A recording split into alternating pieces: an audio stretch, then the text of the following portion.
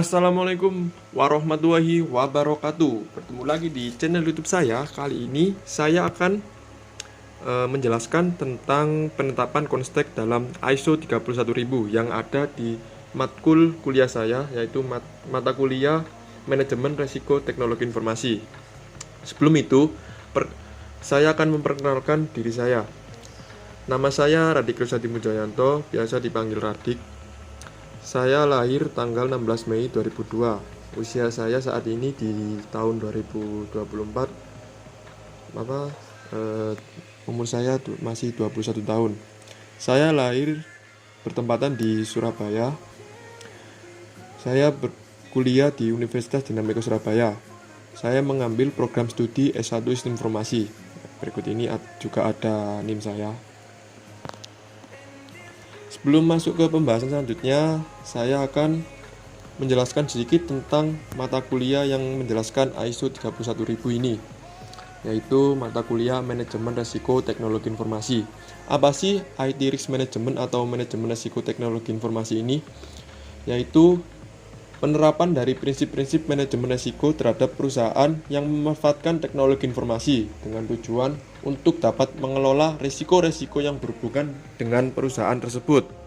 Hambatan umum terhadap data dan sistem teknologi informasi meliputi: yang pertama ada kerusakan perangkat keras dan perangkat lunak, kemudian yang kedua ada malware, yang ketiga ada virus komputer, yang keempat ada spam, scams, dan phishing, dan yang kelima ada human error. Selain itu, ada hambatan umum dalam IT Risk Management, juga mengelola hambatan kriminal terhadap teknologi informasi suatu perusahaan. Antara lain yaitu yang pertama ada hacker.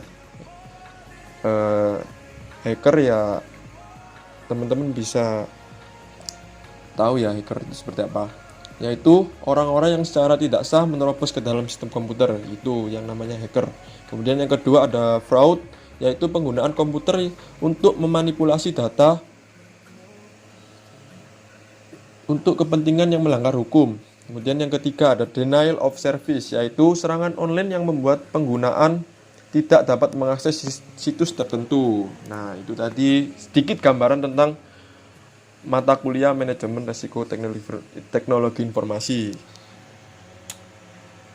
Nah, kemudian ini saya akan masuk ke penjelasan sedikit tentang penetapan konstek dalam ISO 31000. Sebelum itu ada perbedaan antara ISO 31000 2009 dengan ISO 31000 di 2018. Tujuan pertama ISO 31000 di 2009 adalah untuk dapat diterapkan dan disesuaikan untuk setiap perusahaan publik, swasta, atau komunitas, asosiasi, kelompok, atau individu. Nah, perbedaannya dengan ISO 31000 di tahun 2018 adalah di 2018 menjaga manajemen risiko menjadi lebih sederhana dan memberikan panduan yang lebih jelas, lebih pendek, dan lebih ringkas untuk membantu organisasi. Kemudian yang slide selanjutnya ada dua macam konteks yang pasti ada di suatu organisasi atau perusahaan. Yang pertama ada penetapan konteks secara eksternal. Dijelaskan sebagai berikut. Berdasarkan hasil analisis yang telah dilakukan, penetapan yang biasanya terjadi karena adanya pengaruh dalam sebuah lingkungan eksternal dari organisasi yang bersangkutan dan analisis persepsi serta perilaku stakeholder secara eksternal. Dalam konteks eksternal organisasi dapat dilihat contoh penetapan konteksnya di dalam organisasi tersebut, di antaranya yang pertama faktor sosial, budaya, politik, hukum, regulasi, keuangan, teknologi, dan lingkungan. Kemudian yang kedua ada faktor alam, terutama untuk organisasi yang bergerak di bidang pertanian dan perhutanan. Kemudian yang ketiga hubungan kerjasama, persepsi, nilai, kebutuhan, dan harapan pemangku kepentingan eksternal.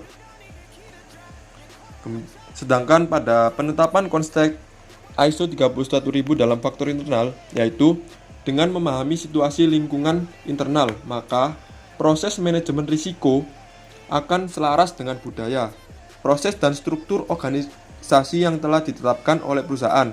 Contoh penetapannya yang ada pada konstek internal, yaitu 1. Visi, misi, dan nilai. 2. Tata kelola, struktur organisasi, peran dan akuntabilitas. Dan yang ketiga, standar, panduan, dan model yang diadopsi dari organisasi. Yang keempat, kapabilitas yang dapat ditinjau dari sumber daya pengetahuan. Contohnya seperti modal, waktu, kekayaan intelektual, orang, proses, informasi, sistem, dan teknologi. Dan yang kelima, strategi, sasaran, dan kebijakan.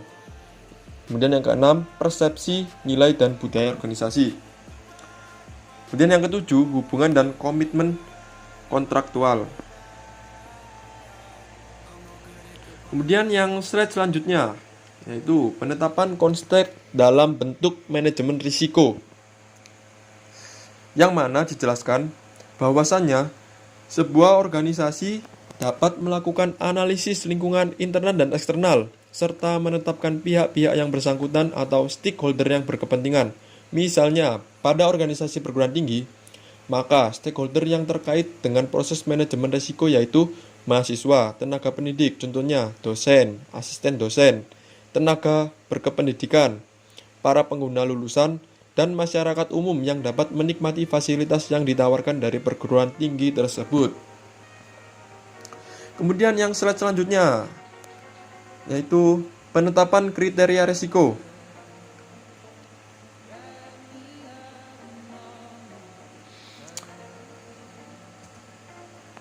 Penjelasan mengenai konteks penetapan kriteria risiko pada dasarnya teknik atau metode penetapan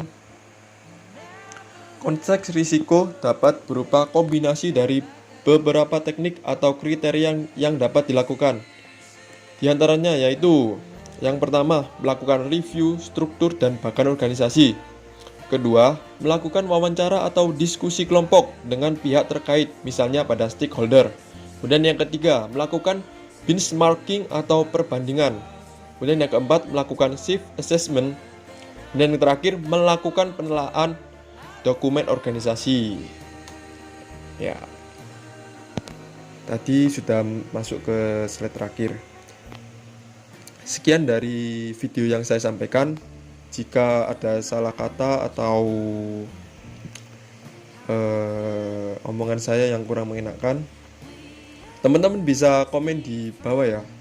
Sekian dari video yang saya sampaikan. Terima kasih. Wassalamualaikum warahmatullahi wabarakatuh.